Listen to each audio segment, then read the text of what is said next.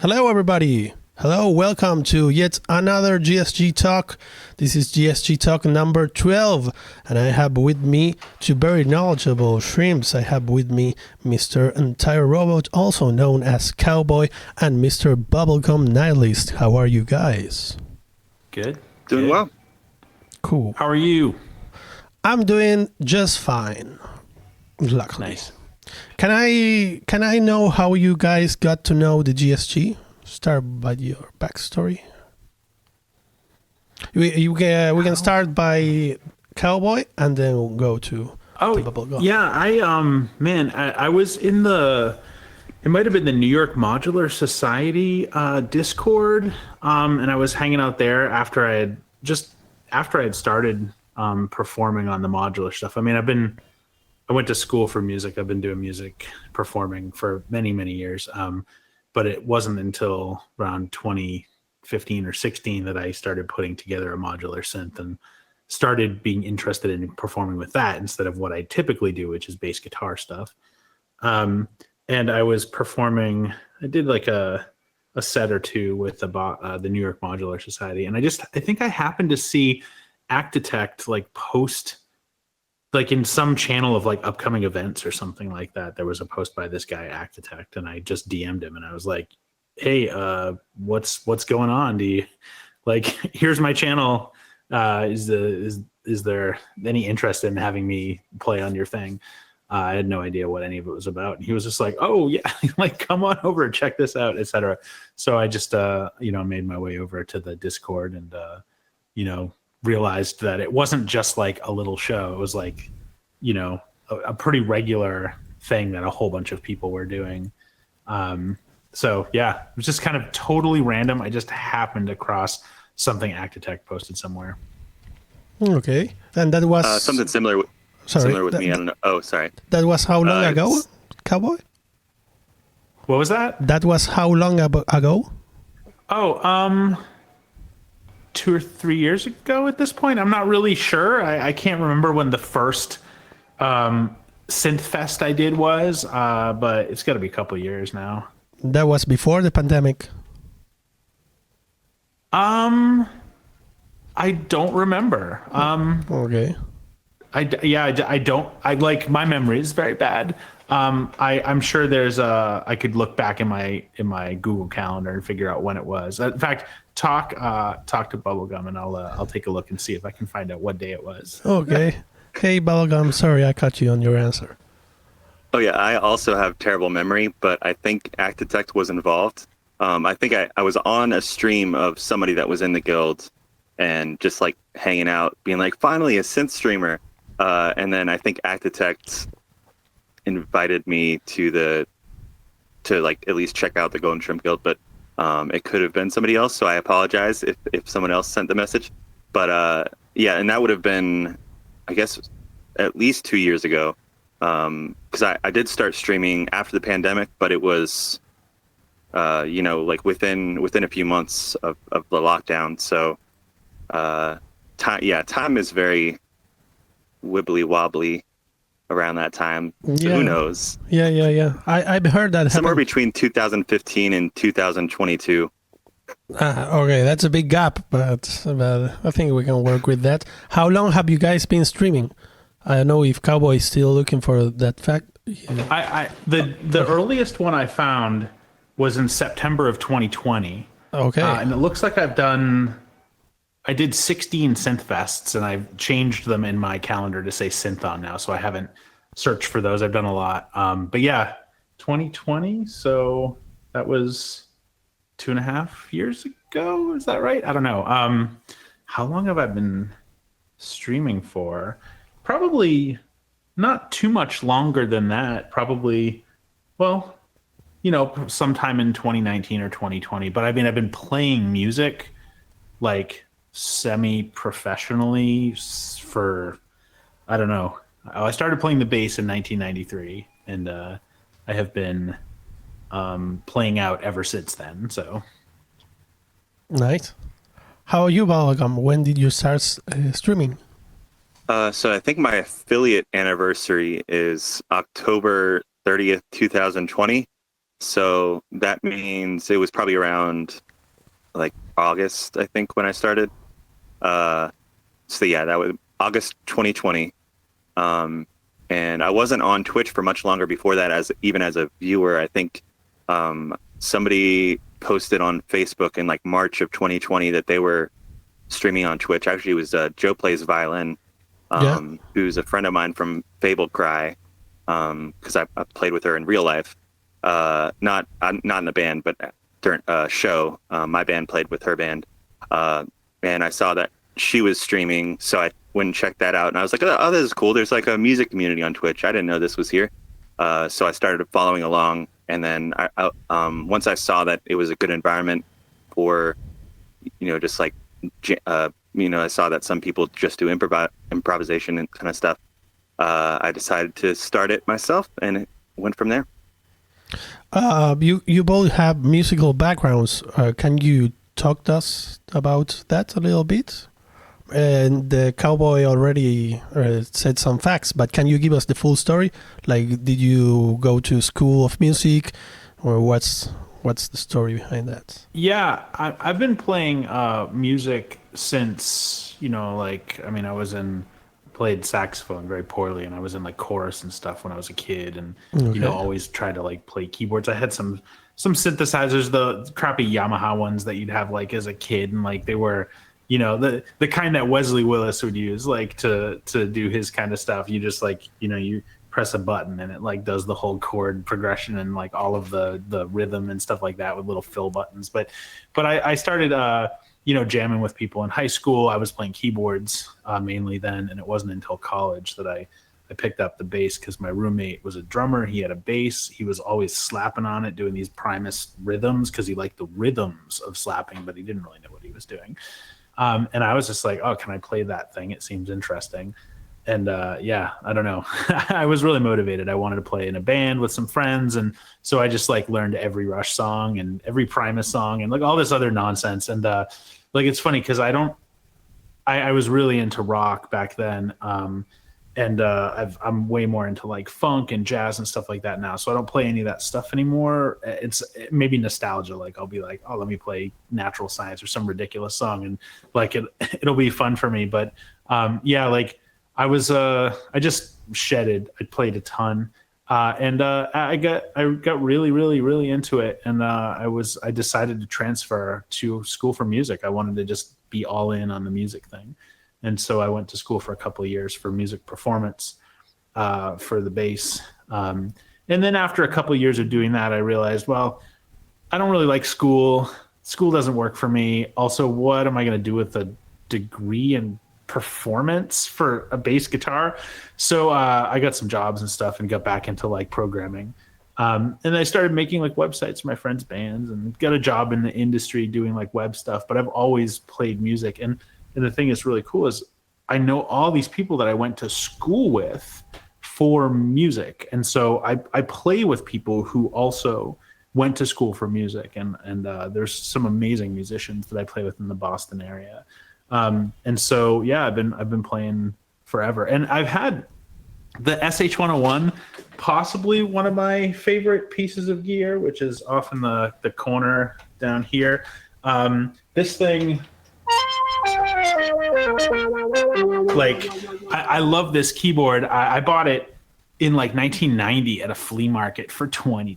It's ridiculous. Now, granted, it's had enough repairs since then where I've kind of paid market value for it at this point, to be frank. But man, so much fun. But I never really like got into modular or tons of synths. I had a Juno 106 and I had an SH-101 and I had a Rhodes, and that was kind of like my main things, and I had bass guitars and like a TR-707 or something, like, and I would just kind of jam out on those and make little songs or whatever.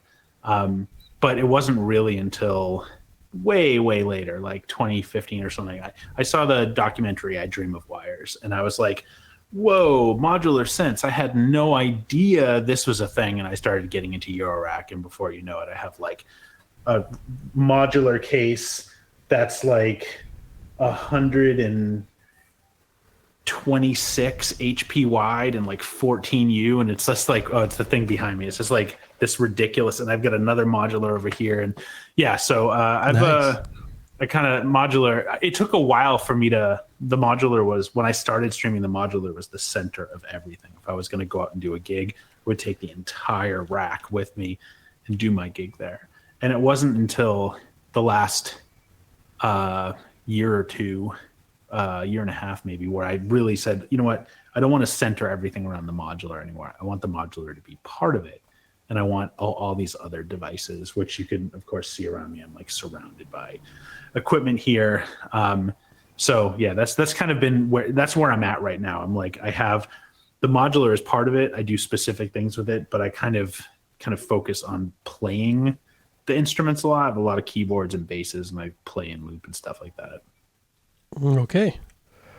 How about you, Bubblegum? What's your relationship with music? Let's see. So it all started when I was 10, and I was making short films. Film was my passion, or it still is a passion of mine. But nice. At the time, that was, I was gonna be a director and all that kind of stuff, or a videographer, whatever.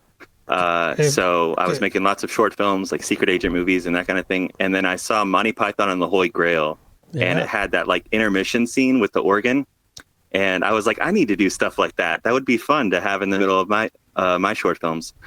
So I ended up getting Magic Music Maker Deluxe 2004 for Christmas to start, like just like my first DAW, doing basic beats and stuff. And it after a little while, I started to realize that I enjoyed making the music more than the movies. So that kind of became my focus from then on. So I stuck with computer music for a while, production and all that. And when I was 13, I started playing guitar, and then I picked up a new instrument pretty much every year after that. I was a collector of new hobbies, but mostly just music related. So all my money went to that. My friends felt sorry for me that I didn't have any game systems because I spent all my money on new instruments and stuff. And that pretty much continues to this day. The only difference, so at one point I was planning on going into music profession, like I was going to go to school for music. But because I was wanting to do more of the software side, like create VSTs and that kind of thing, I decided to go for computer science instead. So that's what got me into web development as my day job, so I can do music as a passion project and all that outside of that. Nice. It's the same thing for me. Like I made a decision. I was like, okay, wait, this is how much that I'm making in 1999 doing a web dev job. I'm like, and how much was I making doing music? And I was just like, okay, I'm going to be a web developer during the day, and I'll be a musician at night. And it's kind of been the same ever since. Yeah, I'd like to know why there are so many web developers in the guild. Because we're nerds. I mean, there's so many web developers, period, right? Because like anyone can crack open a browser, open the console, and just start messing around with HTML or type in some JavaScript. Don't give away our secret. Nah, man, I want everyone to get in there and just like hack away and have some fun, man. It's for the right person, it can be very liberating to just to take an idea and bring it through to like a completed thing that you can share with people. And that was the biggest thing for me. Like I made websites for bands, my friends' bands, and I was doing at the time, this is like in the late 90s, I was doing a lot of Flash, and like I was doing, animations and music and all this kind of crazy stuff. Even 3D stuff with Flash was just ridiculous. And like, it was just so cool to like have an idea and make it, and then just like be able to say, hey, check this thing out that I made, and give someone a URL, and they're experiencing the thing that you just like spent a weekend on. Like, it was so cool. Well, how did you start at Bubblegum with web developing? Since Cowboy's talking about hobbies and web bands and bands for webs for bands. Sorry, I got mixed there. How about you? Yeah, So I went for a degree in computer science because I wanted to basically do software, hoping that I would get into audio software. Right. But I ended up I think I stumbled into web development just because it was a very visual kind of thing. And the artist side of me was really excited about just like being able to put in a little bit of code and then have pretty things display on the screen. A big part of my early programming experiments were line art or just math art in general. So art was still a big part of even programming for me. And that kind of tied in with web development really well. So, I do front end development, which is all about the interface and making things look right. Every once in a while I have to like fix somebody's email, and that's not fun. But when it comes to actual development for web, it's because it's so visual, it's great. It's a good outlet for that part of my creative mind. So that's how I think I had an internship doing websites for local nonprofits, and then I ended up getting hired from there, and I've just been at the same place since. Nice. Yeah, it's interesting you say that, because like when I started out on the web, like the thing I liked is that I could make these like really visual, like interesting things, like lots of graphic design, and like I was doing stuff with Flash where I was like using math in Flash to like make 3D user interfaces. I mean, I'm not sure they were useful, but they were very unique and interesting. Everyone around the late 90s was like doing the entire websites in Flash, and like good luck using any of them, but it was just so cool. And it's funny because like I've been at many different companies over the years, and I've done a ton with like open source projects and stuff like that. And I've kind of gone from doing more designy HTML, CSS, JavaScript stuff to now I'm like architecting entire systems and stuff like that for like an insurance company. And like the whole thing has changed over the years, but I've definitely like and it's really funny because when I got into it, part of what I liked about web development is you didn't have to compile anything. You just made HTML, JavaScript, and CSS and just like uploaded it to a server and you were done. And it's really funny now because like when you're building applications in JavaScript, you're compiling everything because of performance reasons. Granted, things are very fast. It's not like sitting down and writing a C app and like waiting for it to build for a while, or like an old Java Tomcat server where it's like takes 45 minutes to start. It's much better than that, but it's just kind of ironic that the reason I got into this was partially because I didn't have to wait for something to compile, and everything is compiled now. Even every JavaScript app is. Actited in chat says something that I agree with. He says that internet was prettier with Flash sites. It was a little insecure, but it was prettier. It was fun. Flash definitely had its place, and it's really good that you can do everything that you could do in Flash back in the day in any modern web app now. So that's really cool. It was a tough time though, and it's a bummer because there are a lot of Flash games that were made that like they can't run the same way now. People have worked to kind of like preserve them, but but at the same time, while Flash was cool, it was a proprietary Adobe product, right? Yeah, it was yeah. Macromedia and then Adobe, and it was kind of a bummer that you had to buy their software suite in order to publish it. And it was kind of like, I'm so glad that we've headed in a less proprietary, more open direction. How do you guys, well, I think you've already answered this, Cowboy, but how do you guys feel about open source in coding? Everything should be open source. Okay. I said it. Can you put more words into your answer? Please. Yeah, I mean, a lot of, let's see. I mean, I work in WordPress primarily, which is open source software. For the web. I don't really have much more to say about it other than I'm a fan. I'll say a little bit about it because I have a lot to say about open source and the difference between open source and free software and the conflation that happens in a lot of people's minds between the two. Yeah. And what open source kind of really means in a kind of corporatized business context. But I was the creator and maintainer of a rather large JavaScript open source project for a few years. And I really I love the intent. I love the intention.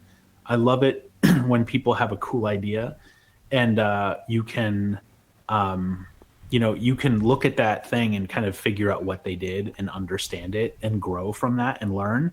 One of the things I'm actually really enjoying, I recently got a push 3, and I've never used Ableton Live before, but I've started to, and I just got instantly, I was like, I saw a video of someone doing a Max for Live plugin where they basically put a device on like one kind of parent track and like the same device on a handful of kind of quote unquote receive tracks. And so the parent track has MIDI notes, maybe it's playing a scale, and then the device is set to send to the other tracks. The other devices on the other tracks are set to receive. And what it does is it kind of round robins the notes. So instead of like playing all the notes, the MIDI notes in the track it's on, it actually sends them to the other tracks in a round robin and like with an interesting rhythmic pattern. It's called hocketing, and it's something that I've done stuff like this with my modular system, and it was like someone just built this as a Max for Live device in Live, and I watched the video. I was like, this is really cool. If I can do this on this push thing, that'll be way better than any other standalone hardware device that I have, because I can make changes to it without having to like compile firmware. I can just mess with my device on the computer, try it out on Live there, and then just move it over to the standalone device. And so I downloaded it, I tried it out, I opened it up, and all the Max for Live devices, you can see the source of them. You can see what they did. And Max for Live is convoluted and complicated and a really weird thing, but at the same time, it's really cool and it does work, and it was really neat. So if that wasn't open source, I wouldn't have been able to look at that thing and learn. And I opened up a handful of Max for Live devices and learned from them, and it's huge. It allowed me to get started with Max for Live so much quicker than if I just had a manual to look at. It's great. Yeah, in English also you have the word free that stands for liberty and from not cost. So that maybe causes some confusions. We don't have that in Spanish, but it absolutely does. Yeah. You use the word libre, right? That is in Spanish. That's free in Spanish. Libre software. I've seen this written somewhere. Yeah, there's a difference between, and we don't have to get too into this, but there's a difference between software that doesn't cost any money and software that is available from an intellectual property perspective for other people to like use and modify and learn from and stuff like that. And not all kind of open source software is treated the same by the owners and the maintainers of that software. It can get complicated, but a lot of stuff out there is people are just trying to share the work that they've done. And I love that. I think it's great. It's great for learning. It's great for just kind of the overall betterment of humanity, you know? Since we have a lot of coders also in the chat, do you guys have a GitHub page you want to plug or something with your projects? You can if you have. I don't really have anything public that would be worth sharing at the moment, at least. Okay. Yeah, I've got a lot of old stuff on github.com/cowboy. I occasionally do little things and maintain them there, but I don't really spend a lot of time doing that these days. Or if I do, I kind of like keep it pretty low key because I don't want a bunch of people to like start pestering me to like update it and add features and stuff like that. So I kind of did that, and it took an incredible amount of my time, and I wouldn't change it. I'm really glad that I did that in the past, but I kind of keep it pretty low key now. Okay, let's talk gear. I see you are both surrounded. Well, I saw earlier about Bubblegum, but I know you both are surrounded by gear. So let's see your gear. Let's start with Cowboy. Let's take a look at that. Wait, let's do a close-up. There we go. Cowboy, walk us through your gear, please. Oh, geez. Well, first of all, this is definitely not all of my gear, but it's the gear that I have set up in the studio. It's funny because I have a computer over here. And this is like my OBS, one of my layouts as part of my stream. You can see that like, like I have a view where I can like throw up the entire robot and Golden Shrimp Guild stuff.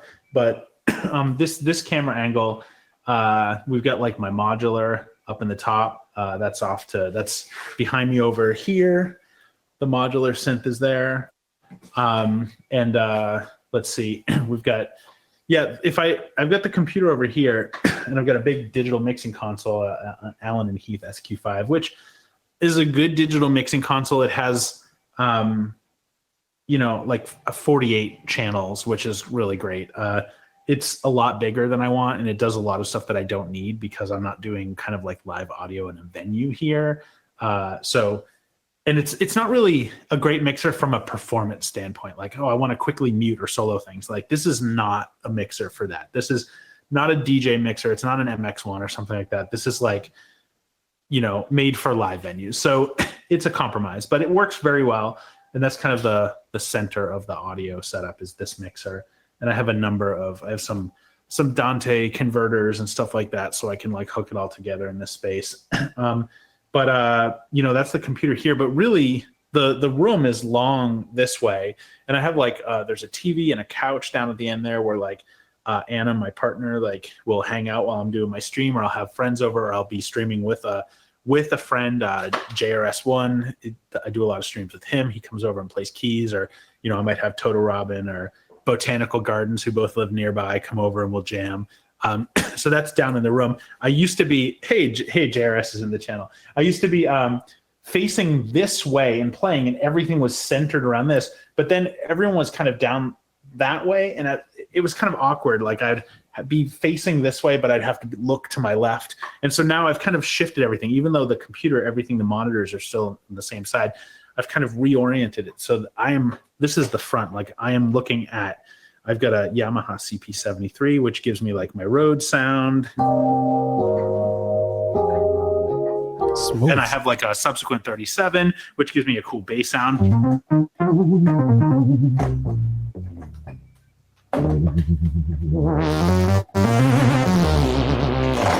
So I've got these are kind of like the center of everything. The subsequent 37 I love this keyboard. It feels great. It sounds great. It's when I do gigs and play bass and I want to double on synth bass, this is the rig that I bring. I bring the subsequent 37 and like a jazz bass or something. So this is kind of the center of it. And then to my right, I've got the Percons and the TR8S. The Percons sounds amazing. It's a lot of fun. It wants to kind of dominate and be the center of your setup because it's just so present and intense. But at the same time, it's a little bit of a one-trick pony. It has its sounds, it has its kind of vibe. But man, it has those 4 rows of TR style buttons, so that's great. And off to my left, it's hard to see. I'll slide over a little bit. I have an FX rack. All of my delay and reverb goes through here, and I have a whole master effects chain with a Roland Iris scooper, a Modbat Performer, and a WMD Overseer to allow me to kind of manipulate the sound. And what's nice, this all used to be in my big modular, but I've broken it out into its own separate IntelliGel 7U 84 HP case, because I actually take this out with me if I'm going to go play anywhere. This, like, I always bring this. Everything, it has a mixer built into it too. Even though in the studio I use this Allen and Heath mixer, when I'm out and about, I use the mixer that's in here. It gets 6 channels. That's a Bafako hex mix with this expander. So like, this is a nice rack. And I've actually connected to the entire thing to the studio with 2 DB25 snake cables. So when I want to bring it out and about, I just literally disconnect those cables and the power and the MIDI, and then I bring it with me and I connect everything when I'm there. So that's there. I've got the Squarp Hapax here as my main sequencer. I've got RC500 Mark II, 505 Mark II, whatever it is. I've got one of those.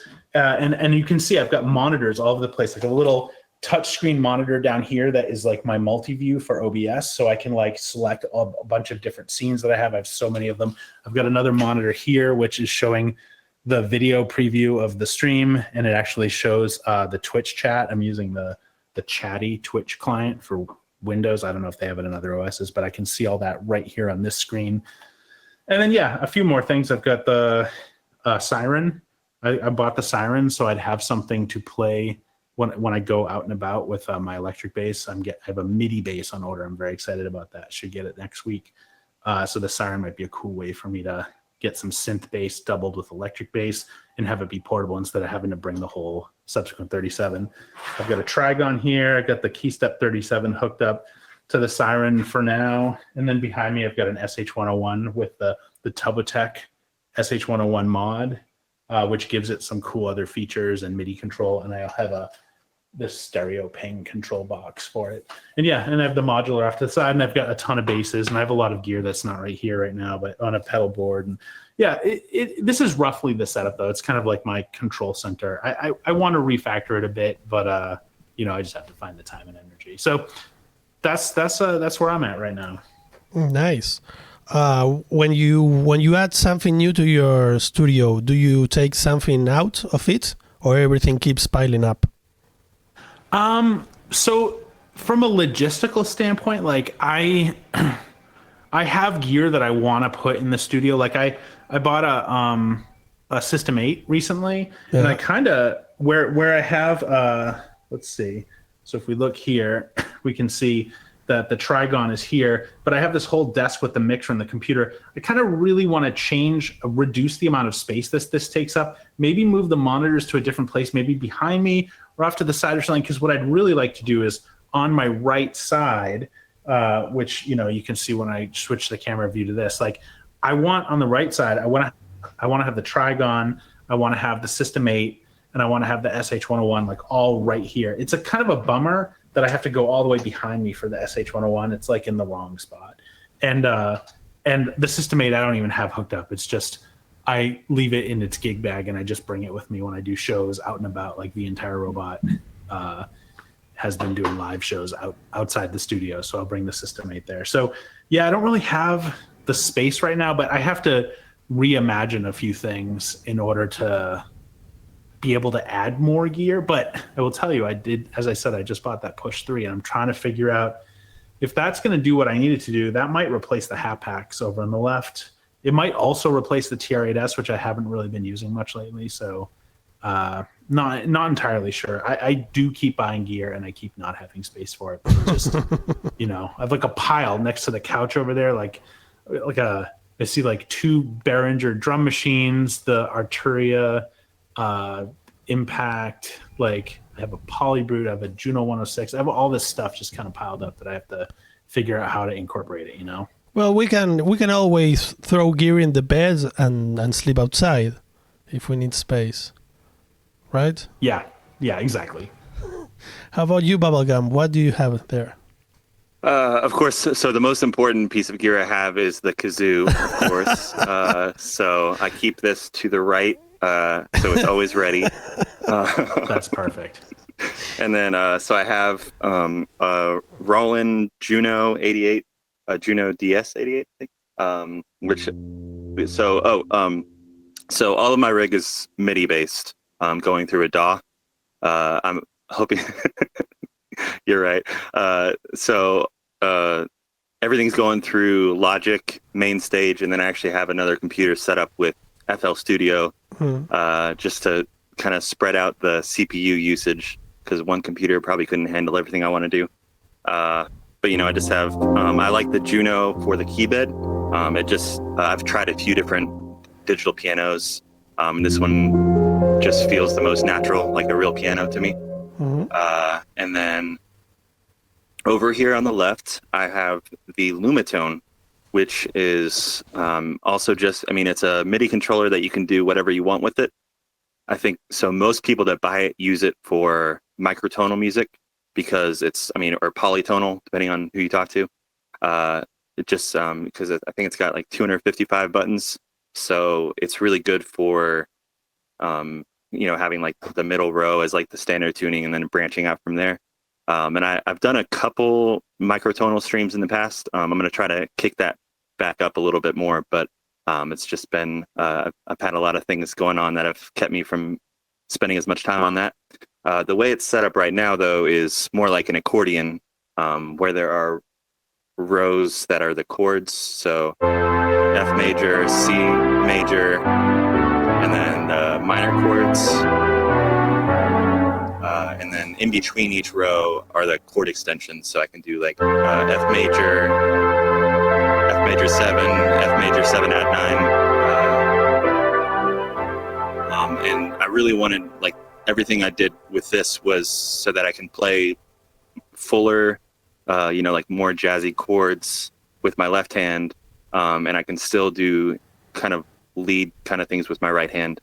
Why do you find more comfortable to have a button that plays the chord instead of playing the actual chord in the piano? What's the advantage? My hand there? isn't that big, I don't think. Oh yeah, because I only have. I mean, I can technically play an F major 7 add 9 with one hand, but not on the spot. And also it's just I'm actually more comfortable with like the circle of fifths approach to music theory, like an accordion, than I am with a standard piano, even though, I mean, I've had more time with the piano, but it's just not I like the isomorphic patterns that you get from an accordion. So it's just more intuitive, and I think it's unlocked a lot of possibilities as far as like modal interchange and that kind of thing that I think wouldn't be as intuitive and at the forefront of my mind if I were to be playing on piano. You're right. Yeah. Do the colors stand for anything there? I have a question about the. Sure. Okay. Do you do anything with inversions on that thing, or are you is it just always the same voicing? That's a good question. Yes. So by default, it would be the same voicing, and that's one of the disadvantages of doing it this way. But since it's all done through scripting, I can pretty easily just change. Like if I wanted to, which I haven't done yet, I could have like a secondary button that would like change the inversions or something. Okay. Like a key switch, basically. But what I do have, a lot of times I'll switch from a standard voicing to like a rootless voicing and just leave the rootless voicing as the standard. I think I have like the choir patch on here, I think is rootless. Actually, that might have been what that was, now that I think about it. Just different uses. I can always change the script that's running the chords. So I have options. Cool. What's your other little friends that are there? Okay, so my favorite little friend that has been with me for longer than the Lumitone is the Linstrument, which I'll turn it on. So here's the Swam violin.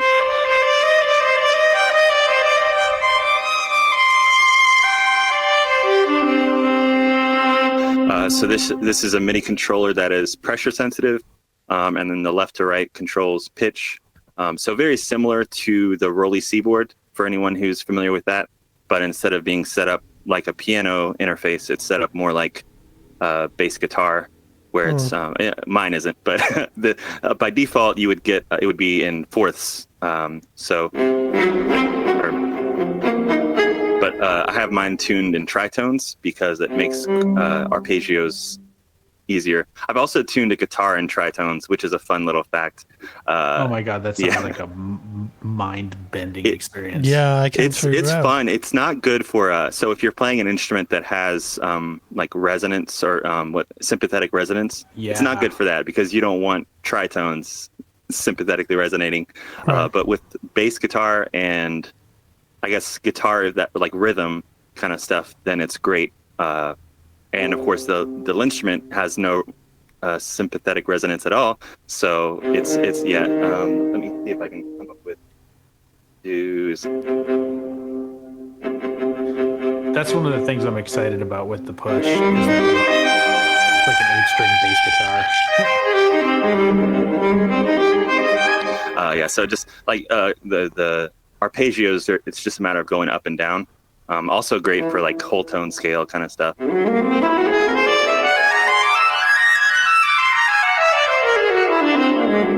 So this is probably my favorite instrument, just because I feel like I can most directly feel the music this way, and it's just so expressive. And there are a lot of you, anybody who's seen my stream knows I use this patch.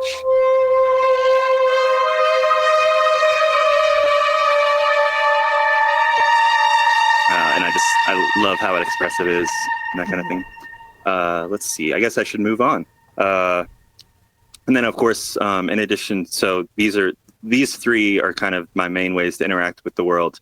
I have a launch pad that just has whatever I want it to do, usually some kind of drum kind of stuff. Over here to the right that are outside frame, I have two MIDI mix, Akai MIDI mix mixers that just control levels. Right here is a polyend SEQ, which is a 32-track sequencer that I use for drums on occasion. I'm hoping I haven't finished the script for it yet, but I'm working on a script so that I can turn each row into the I guess the step of an arpeggio. Mm-hmm. So like this would be the root note, and this would be the second note, third note, fourth note. That way, when I play arpeggios, or like when I play the chord on here, the rhythm of the chord will be played on the poly end, and I think that'll be a lot of fun once I get that set up. Nice. Are you the Bubblegum Nihilist because your controller looks like bubblegum? No, actually. So that's a whole separate thing I would love to get into. Should I go ahead and talk about that now? Yeah. Okay.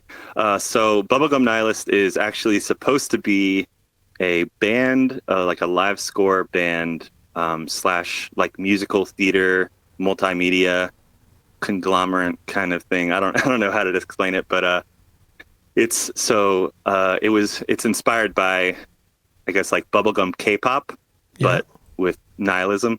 So right, because your name is in plural. I've just noticed that. Yes, yeah. So there are supposed to be nihilists involved, but lately, I guess on Twitch at least, it's been just the one, and that's okay. I mean, I feel like it's still kind of my baby project. So it's not like, I mean, either way, it's still like my thing that I just invite other people to be a part of. Man, branding is hard, I'll tell you. Yeah. But the idea, one thing that I'm still planning to do this coming year, which I know has been pushed off a lot, is the kind of interactive multimedia stuff, like the puppet, sci-fi puppet theater. I have all kinds of like stories and goals for that ready to go. What's that? I have some music written. Oh, it's okay. But what's that? What's the sci-fi? I guess so. It's sorry, I lost my. Okay, there we go. I like if you combined Muppets from Space with Blade Runner. I think that's a good way of explaining it. Okay. But is that a thing, or is that an idea, or something? It's an idea. I mean, it's an idea with a lot of groundwork. But I haven't performed any of it yet because none of it is ready for performance yet. Well, sounds interesting. It's all kind of stuff that I've done in the background while doing ambient streams and that kind of thing. I'm picturing like lush CS80 chords and like the Swedish chef chasing a chicken around with like bork, bork, bork, bork. Sold. Perfect combo. Very serious stuff. Oh yeah, I guess so. To elaborate on the band aspect of it, so it's the idea of it being that it's more like a like the pit of a musical theater, like a one-man pit kind of thing, only with however many people need to be involved. But a lot of my rig is set up so that I can do, like, I can have violins and chords and all that stuff going on at the same time. So I can be as independent a musician as I can be, to kind of give the full sound of what would need to be for like a musical theater score, or even a score for a soundtrack or something like that. All right. Have you made soundtracks because you have a background in cinema and you're also a musician? Looks like the natural thing to do. Nothing that anyone would have seen, but I have worked on stuff, and I've done like a few commissions, like for like somebody was like doing like an ad for their book that I did a commission for, and a few things like that. I have not filmed, or I have not scored any like professionally released films of any sort yet, but hit me up. I'm down for it. Okay. How about you, Cowboy, alias Robot? How did you become the entire robot, not a part of it? Oh, it's funny.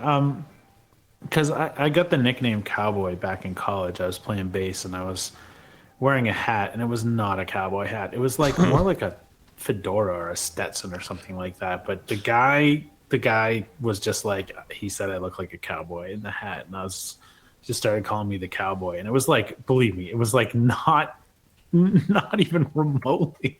It's like an Indiana Jones type hat, you know? But yeah, I was just the cowboy. And so that name kind of stuck, and I managed to get it on like, you know, a bunch of internet accounts. And I was like, okay, cool. Cowboy it is. Great. And, you know, like everyone calls me cowboy. Like a lot of friends would just call me cowboy. And then the entire robot was, you know, I have a good friend who also plays a lot of music, really great songwriter. His name is Ben Hillman. He doesn't do a lot with like streaming or anything like that, but he's just a great keyboard player. And I played with him on and off for many years. And way back in the day, we had an idea for a music project that the two of us were going to do together called The Entire Robot. I think it was actually his name. I can't remember. I think he came up with it, but I don't know. And we never did anything with it. We were always just too busy doing other stuff. And there are actually a couple, like 2 very short jams that we recorded that were like original The Entire Robot jams. Kind of funny. But you know, when I started doing the streaming stuff, I was like, I need a name. And I like The Entire Robot came into my head, and I was like, I messaged him. I'm like, yo, dude, do you remember that name? Do you care if I use that for my music project? He's like, dude, go ahead. So yeah, it's been The Entire Robot. It was just like a random cool name. And I was just like, you know, it's funny. There's a lot of people with the name, with the word robot in their like music project, their electronic music project. But this one, it's something that I've had as a name for like over 20 years, like since the late 90s, since around 2000 or so. And I just never did anything with it. And finally I was like, all right, we're doing it. This is The Entire Robot. And it's kind of funny, the logo for The Entire Robot, here, I'll switch over to this. Yeah, our green friend. This robot, yep. This is a watercolor and ink painting that I did a number of years ago, and totally separately. I wasn't thinking about The Entire Robot, but like I had this thing, and I was like, oh, I really need a logo for this band. I need something. And I was like talking to a friend who's an illustrator. I was like, I want something like this, but like an illustration. I don't know. And we went back and forth for a while, and he's just like, why don't you just use your art, man? And so I did. It was kind of hilarious.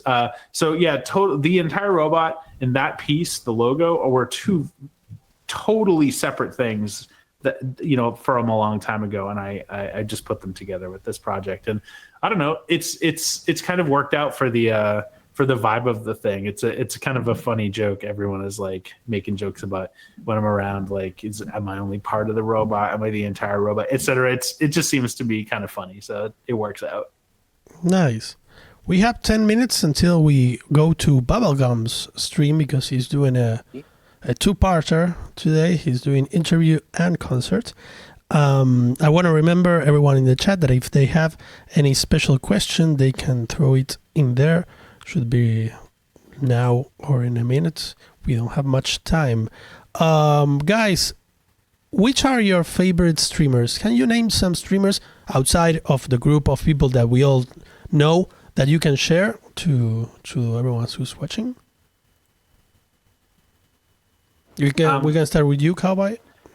Yeah, I don't watch music streams, to be honest. Like I have to force myself to watch streams on Twitch sometimes. I actually don't really listen to a lot of music. I like silence most of the time, and I don't really like music going on all the time. So a lot of times when I'll watch people's streams, I'll just turn the music off and it'll just be silent. Like I want to enjoy it, but I like silence too much.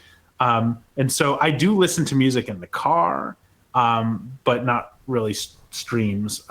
So there are people in the GSG that I've really enjoyed watching their streams. Like I'll catch them like when I'm about to go on after someone during a synth-on raid train or something. I'll watch the person before me, and I'll be like, oh, this is cool, and then I'll start playing whatever they were playing and start my set off with that a lot of times. But yeah, I don't. If anyone has any recommendations, I would love them, but I just don't find myself kind of listening to a lot of music or watching video game streams. Actually, like I just don't find myself doing that very often. That's okay. How about you, Bubblegum? Do you have any favorites you want to share? Oh yeah. So as I mentioned, Joe Plays Violin is the streamer that got me on Twitch in the first place. Amazing stream. I would definitely check it out. Can you spell that for us? J-O Plays Violin. Oh, J-O. Oh, easier than I thought. Okay. And then, so her stream got me on Twitch in the first place, but I think Danielle Allard is the one who actually inspired me to start streaming, just by like having an amazing positive community. So also one of my favorite streams. It's such a fun place to be, pure chaos in the best way. So Danielle Allard, I would recommend. Danny has been on the GSG events at least once, I think maybe twice. I forgot about that. So, and then of course everyone from the Golden Shrimp Guild. I'm not gonna go through names because there's so many that are great. But can you name all 1,000 members? I did actually think of a couple though. Okay. Sure. I don't know. I haven't checked them out in a while, but Octonode, I loved his streams. He's got the like little aquarium, like the fish tank, the virtual fish tank, and he's always got a really minimal setup, but he's like the vibes are really cool. I really like his stuff. And then there's that's Octonode, and then there's another guy that I don't think he streams with the Shrimp Guild, but he also plays bass. And keys and stuff. His Twitch channel is Give In Music, and I like the stuff he does too. It's like it's really cool to see someone else playing electric bass and having a bunch of gear like electronic stuff and doing like live looping and stuff like that. So yeah, Octonode, Give In Music, and there was someone I can't remember who they were. I haven't seen them for quite a while. They were doing a lot of what is it, like VCV rack or something like that, and they just kind of had these grooves that just man, I wish I could remember the name, but I don't know, every once in a while I'll check out someone doing some VCV rack stuff, and it's kind of cool. All right. But yeah, check out Octonode if he's still streaming. I don't know, it's been a while since I've checked it out. And then there's one other thing that I think is really cool, which is it's more like video. Tremendum Labs, I think, is the name of it. They do like regular. Jay Nothing. Yeah, Jay Nothing he's the one who does the VCV stuff, right, Robin? Okay. I liked Jay Nothing stuff, and then Tremendum Labs. They do regular videos where it's like they'll play some movie and they'll put the audio and the video through crazy processing in real time. And it's like, it's totally glitched out and amazing. And like, I remember watching like Honey, I Shrunk the Kids, or like Total Recall or something like that, or Short Circuit 2 maybe. And it was just like, you can barely tell what's going on, but you can. And they're like custom scoring it with different music and glitching out all of the video stuff. So that I'm pretty sure that's Tremendum Labs. I'll see if I can give him a shout out in the channel to make sure I get the right name, because they were really cool stuff. So I actually did think of a few. Okay. We have a question from Boost Modular. He wants to know which one is your favorite instrument that is not electric? I can go ahead. Big surprise. It's probably piano. Even though I have it doesn't really count because I have a digital piano. If I had to pick, no, it has to be a grand piano. Yeah. Do you... Oh yeah, sorry, it was actually kazoo. But I really love violin. I was never very good at violin. I have played in real life. I had like 6 months of lessons, and I've kind of let my skills waver a little bit, but it is also, once you get past the dying cat phase, it is a beautiful instrument. Yeah, it's a very hard instrument to play when you play it wrong, because it gives you a headache, you know. It's one of those things. So we have 3 minutes left, but we will be wait, were you over, Bubblegum? I should probably cut off the stream so I can start my stream. Yeah. That's where I was going to. Okay. We will be going to Bubblegum's channel now. So by Bubblegum, you can go and set up your things. And wait, Well, no, go. I was gonna tell you if you wanted to plug something, but we're going to your channel, so we don't need. Oh to. yeah, so you can ask then. We're actually live plugging. How about you, Cowboy? What's your What about favorite? it? What's your favorite instrument? I think I know the answer for this. What's your favorite instrument that's not electric? I mean, I love the piano. I mean, I love playing the piano. My favorite thing is the Rhodes, but that is absolutely electric. Yeah. But I love just sitting down at like a grand piano and playing it. JRS1 is he got himself a grand piano, and when I go to his studio and just sit down and just touch the keys, it's such a responsive instrument. I really I love it. I mean, I like the upright bass too. It's really cool, and I like the trumpet a lot. But there's something about just like a nice grand piano. Absolutely love it. Nice. Okay, let's prepare for departure. But would you like to plug something, Cowboy? Do you have any special streams? Do you have any special projects you want to share with the community? Well, I've been doing. We've been taking the entire Robot Roadshow, so it's been me and JRS1 doing the entire robot gigs at places. So there's this place in Lowell, Massachusetts called Warp and Weft that we've been doing a gig at, and I've got it all set up to stream. So we'll be doing that on July 18th. That's a few Tuesdays from now. We'll be doing another stream there. So it's basically at my usual stream time on a Tuesday night. So that's another one. A lot of people tuned in last time, and it was a lot of fun. So we'll be doing that again. And then I believe I have another one 2 days later at the other place we've been playing at lately, Deacon Giles in Salem, Mass. So hopefully be able to stream live both of those from there. But yeah, I would just say, like, if you like funky, jazzy, electronic stuff, bass, synths, like if you're familiar at all, that's what I'm into. Like, check out the channel and see what you think. Nice. Okay, everybody, that's it for today. I want to thank everybody in the chat for joining us. I want to thank my two guests. At least one of them flew, but the other, I want to thank the other one. Cowboy. Hey, thanks for having me, man. I appreciate it. Please, it's my pleasure.